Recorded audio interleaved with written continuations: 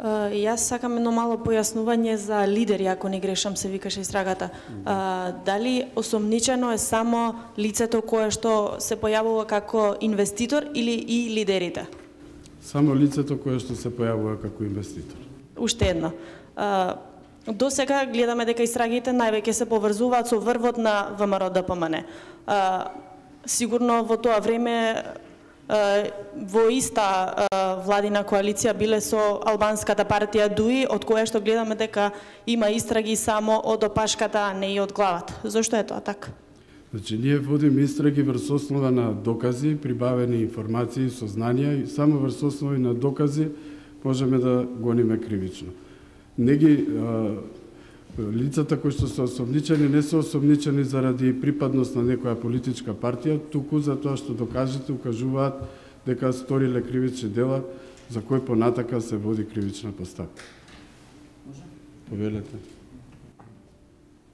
Во делот на истрагата отворена против екс-министерот Никола Тодоров, во тек е граѓанска парница во која фирмата на новинарката Насител тужи и побарува штета од 1 милион од Министерството за здравство.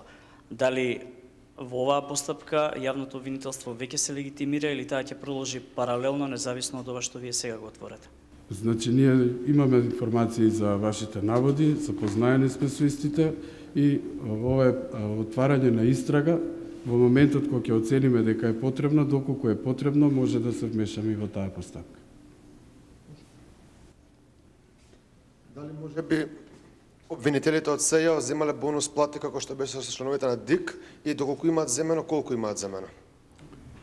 Значи, не би било упатно да не ставате во тој контекст со оглед на тоа да, колку што се сеќавам, уште во јуни 2016 година нашите примања беа јавно објавени на пресконференција, може да проверите сите снимки од пресконференциите, мислам дека се јавно достапни. И со самото тоа што ние сме биле транспарентни, не сметам дека би требало да бидеме земени во тој контекст. Прво, дали ќе има некакви мерки за сите овие лица што ги споменавте во сите истраги 7 и второ, дали може одговор како ќе финишираат истрагите? Ете сега се некоја предистражна фаза, но ќе се чека законско решение, да ни појасните што сега точно ќе се прави понатаму.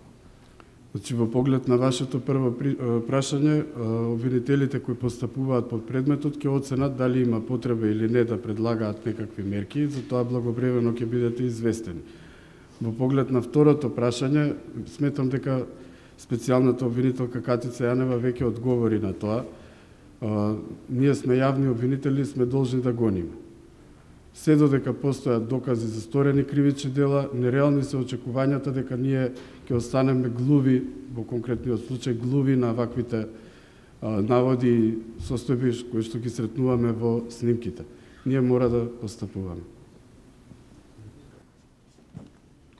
Две прашања. Првото, која беше причината што специјалното јавно обвинителство се го повлече без зазето за Талир? И второ, докаде е предистражната постапка за поранешниот председател на Кривичен суд и дали го добивте извештајот од работната група што правеше проверка на АКМИ системот и има ли поклопување со вашите наводи за овој случај? По однос на првото прашање во врска со предметот Талир, во дадениот момент при тие околности ние оценивме да со оглед протокот на време кој што изминат од поднесувањето на барањето за заштита на законитост, поцелисходно е истото да го повлечеме, а доколку се појават околности кои што укажуваат на поинаква состојба, согласно законот, ние сме овластени во секој момент да предложиме нови мерки. Во поглед на второто прашање, се извинувам ако може повторно. За предистражната постапка, предистражни постапки, колку што сте информирани, не коментираме. Во поглед на извештајот се уште го немаме добиено, имаме обратено до Министерството за правда и очекуваме дека истиот ќе биде доставен и врз основа на тој извештај и нашите анализи ќе можеме да направиме вкрстување на податоците. Исто прашање. Едното е за првиот случај странски служби Рековте дека едното лице е началник во УБК, кое е другото лице кое што е поттикнувач во ситуацијата, функцијата, барем знам, нека ми не кажуваат. Како што знаете од претходно, ние во предистражна и во истражна постапка имиња не спомнуваме. Функција барем? Функцијата е дадена. Помошник министер. Поранешен министер, добро. Помошник министер. Помошник министер. Да. И околу буџетот и договорните услуги на што се однесуваат и зошто се тајни? Значи, буџетот воопшто не е тајна, ние имаме, истиот го поднесуваме и до собранието, сите се запознаени, во 6-месечните извештаи даваме детални информации во врска со нашиот буџет.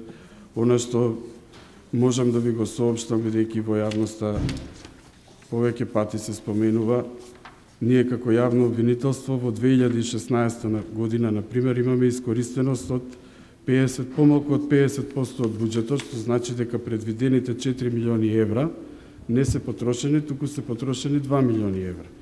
Додека ваквата ситуација заклучно со 30.11.2017 во делот на одобрен буџет имаме 3,7 милиони евра, додека досега се реализирани околу 62%, односно 2,3 милиони евра.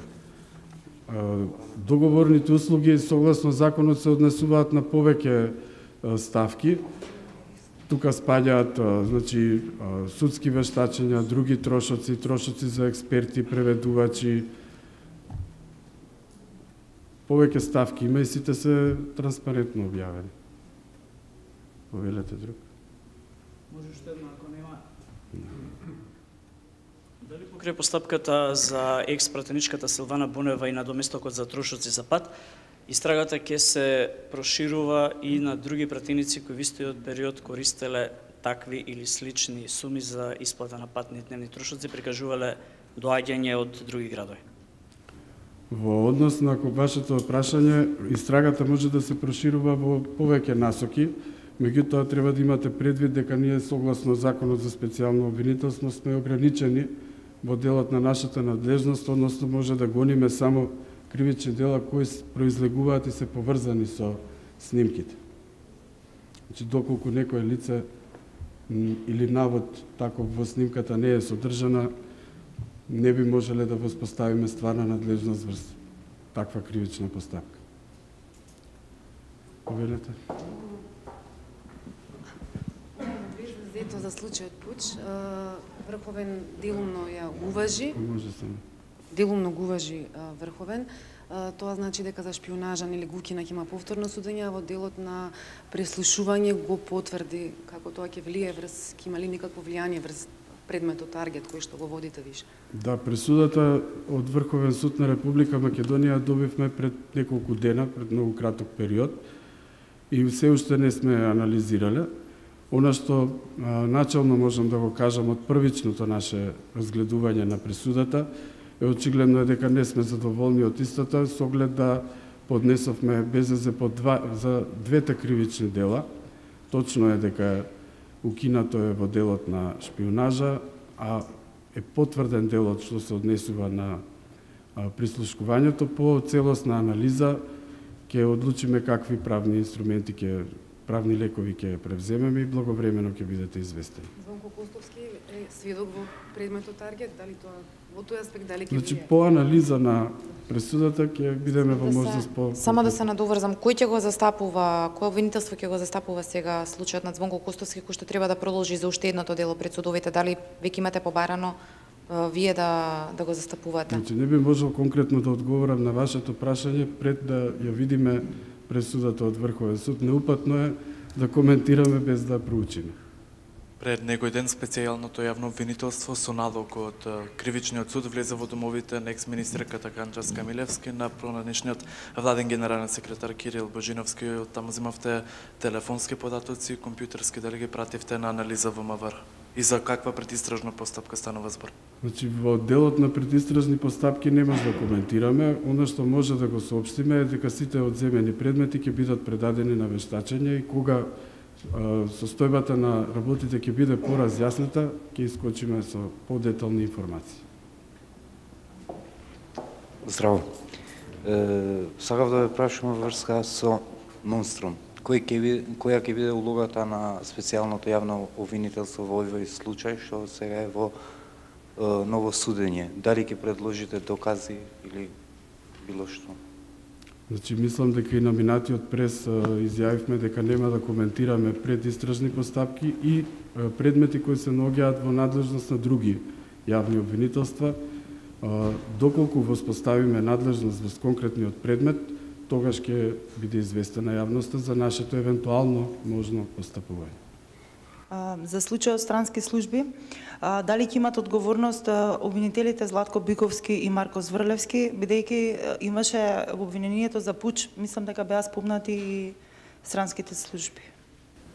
Значи, откако ќе бидат прибавени сите податоци и анализи на откако ќе ги прибавиме сите докази, тогаш ќе можеме да дадеме одговор на сите прашања.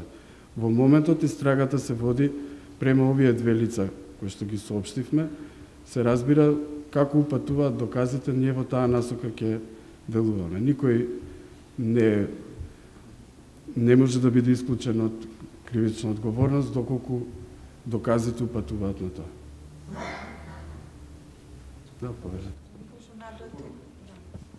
Во неколку наврати споменавте дека за случајот Таргет успеавте да ги добиете броевите за вкрстување од еден оператор. Дали во меѓувреме ги добивте и податоците од најголемиот оператор во државата, со оглед на тоа што имаше и менаџерски промени во компанијата и колку што знам и неколку средби на представници од СЈО со првите луѓе на оваа компанија? Колку што ми е мене познато, во моментов немаме добиено. Меѓутоа не би сакал да шпекулирам, доколку дозволите во писмена форма по имейл би било одговорено на тоа прашање.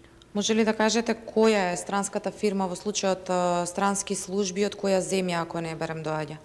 Во делот на кривичниот предмет познат како странски служби, освен општата генерална потреба од неизнесување на докази кои што би можеле да и наштетат на истрагата, постои момент да во овој момент поголемиот дел од доказите се класифицирани. И од тие причини не сме во можност да соопштуваме такви податоци во јавност.